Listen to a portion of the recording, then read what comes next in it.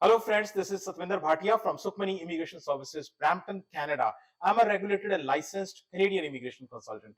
Today, I'll be sharing with you two major updates. And these two updates, one is a very good news, other is actually a very bad news. So both news I'll be sharing, and these two news are from two different provinces. So all the information, all analysis I'll be sharing with you in this video. But before that, very small request. If you are new to the channel and have not subscribed yet, please do consider subscribing. We talk a lot about Canadian immigration news, update, tips, tricks on this channel. If you like the video, please share it with your family and friends so that they can also benefit. Please press the bell icon so this video comes to you immediately when we upload. So without further delay, let's move on to a very, very important and actually a very good news which came in from none other than Manitoba. So Manitoba is actually the only province, again I'm using the word, only province which has actually conducted a PNP draw. No other provinces are actually conducting a PNP draw. So this Manitoba is the first province to conduct the PNP draw in 2025. And they have also provided a very good news to you. And what is that good news? The good news is temporary public policy by Manitoba. So this temporary public policy by Manitoba is coming, and it's coming very soon. It's launching on April 22nd. So I'll be telling you all the details about this. This public policy, what is this policy about? So this policy is about the Manitoba PNP candidates. So it is basically designed to help people who are already a candidate for Manitoba PNP and those whose work permits are expired or expiring. So expired or they are going to expire.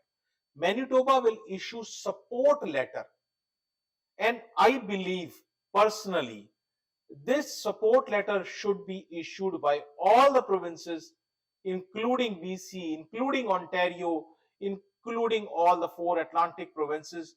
But that's very sad that they are not doing it. But Manitoba is the one which is issuing the support letter.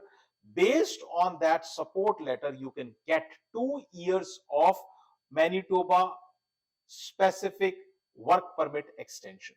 So that is really the good news. Now, there are so many technicalities involved. An ordinary blogger or the one who shoots a TikTok like this will not be able to explain you that beyond their capacity. Okay, so what are the technicalities and who is eligible? So this is, first of all, this is for the Manitoba PNP candidates.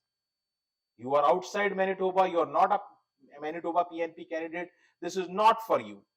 Whose work permits are going to expire? Again, please listen very carefully.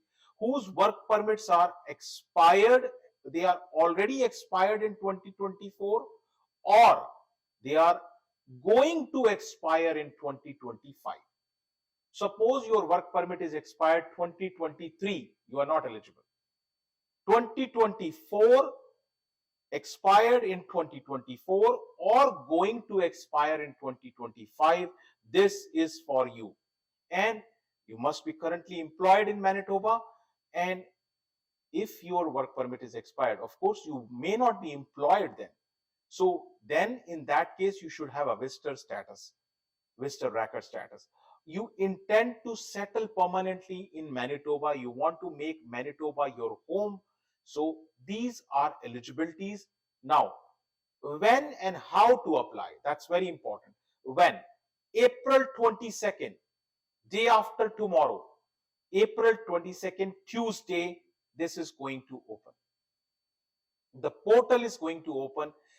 You have to submit the submission form, and once your submission form is submitted, Manitoba will issue you support letter.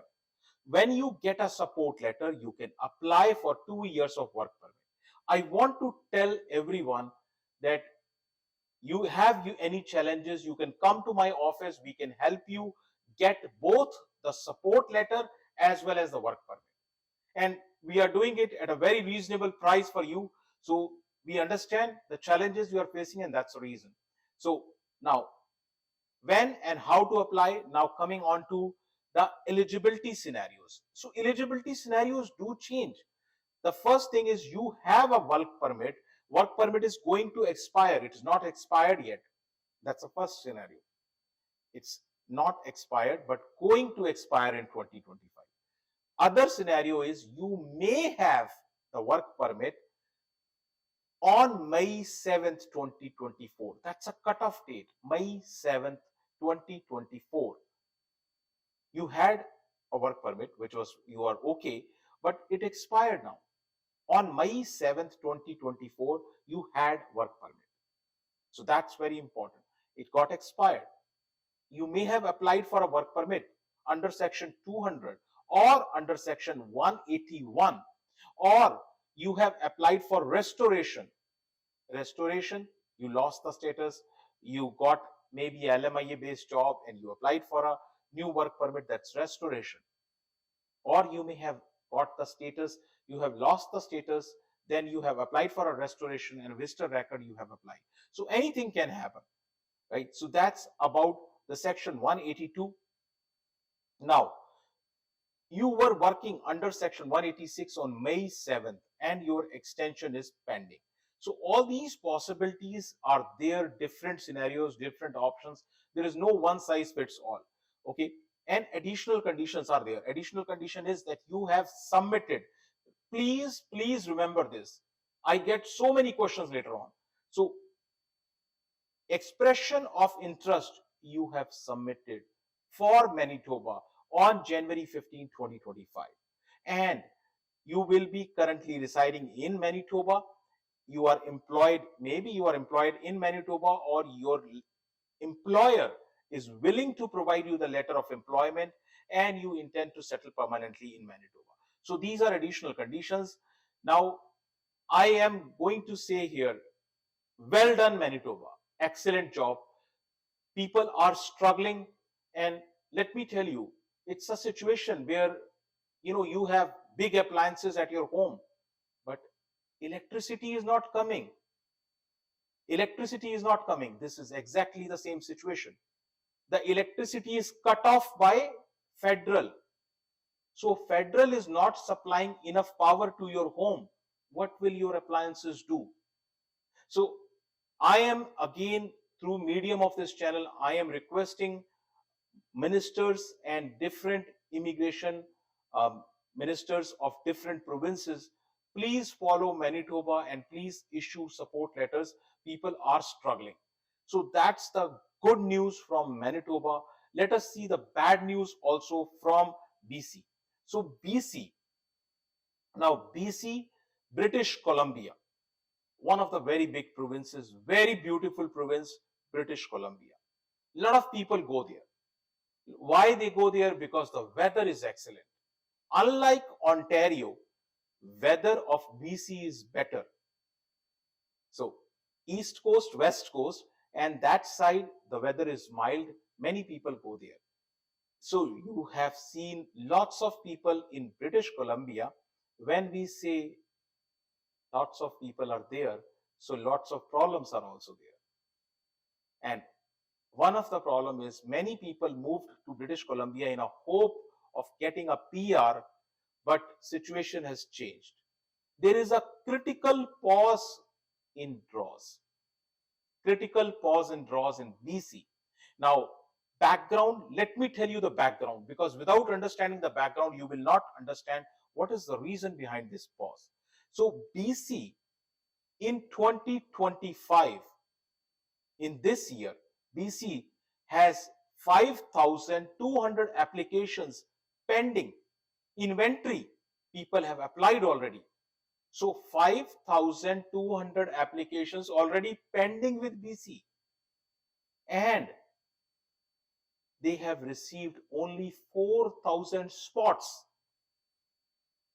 So this is the current situation. Only 4,000 allocations, 4,000 spots have been received by BC.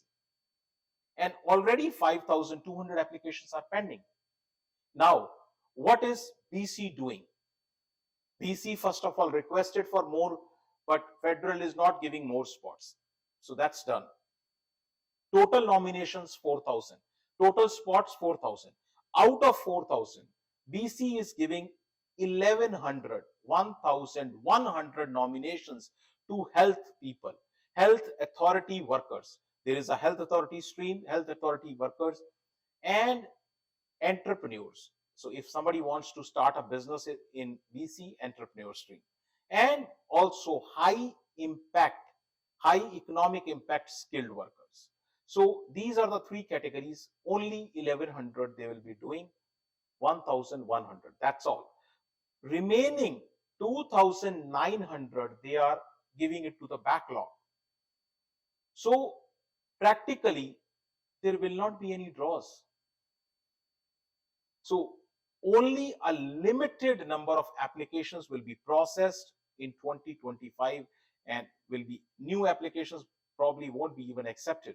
So my friends who are in BC, you have to think, you really have to think. If you are serious about the PR, you need to work on that. You need to find alternatives. You need to find different ways to do that. So you can discuss with people who know about it. There is no point going to a blogger who can't do anything for you. So now that's the allocation strategy. Status of the draws. Now let me tell you, BC has not conducted even a single draw, not even a single draw, and in 2025. And also I want to tell you, BC used to conduct draw every Tuesday. Every Tuesday. If Tuesday is a holiday, BC conducts draw next very day, which is Wednesday. But no draw has been conducted 4 months past.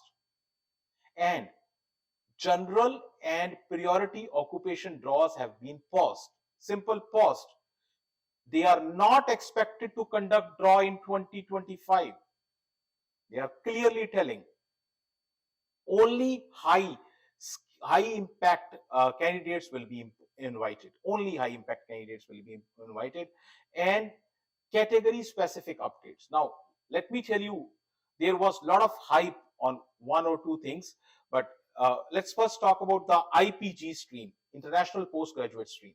So applications are waitlisted which were submitted between September 2024 to 7th January 2025. After that, nothing happened. Okay, so September 2024 to January 7th, 2025, applications which were submitted are also waitlist. Health Authority, they have only restricted healthcare to doctors, nurses, and very few professions. Not everybody in the healthcare is invited. Again, there was a huge hype, huge hype. Bloggers and everybody tried to say, you know what, BC is coming up with three streams. You know what? Here is the reality. So launch of 3 student streams is postponed indefinitely. It's postponed. So this is the current situation of BC. The only province which I see with a positive vibes is, of course, Manitoba. Even Alberta has said they will not be providing any kind of support letters. So that's the situation. There are 10 provinces, 3 territories. The only one which is trying to help you out is Manitoba. Of course, there is Yukon also there also, but Yukon, the number of quantity is very, very less. So in case you need to discuss about the support letter for Manitoba, or you need to discuss about your situation in BC, or that matters any subject on immigration. When we say any subject on immigration, whether it be refusal, whether it is a refugee case, whether it is an appeal, you can discuss with us one-on-one, and you can book an appointment. You can do the appointment over the phone, on the Zoom call, on computer, or you can, of course, if you want to meet me one-on-one in person, you can come to my office, which is located in Brampton. Address, email ID, phone number, everything is shared right here with you. Very important. If you have not subscribed to the channel, please do consider subscribing. This is a knowledge channel, so please do consider subscribing. Thank you very much for watching the video. Thanks.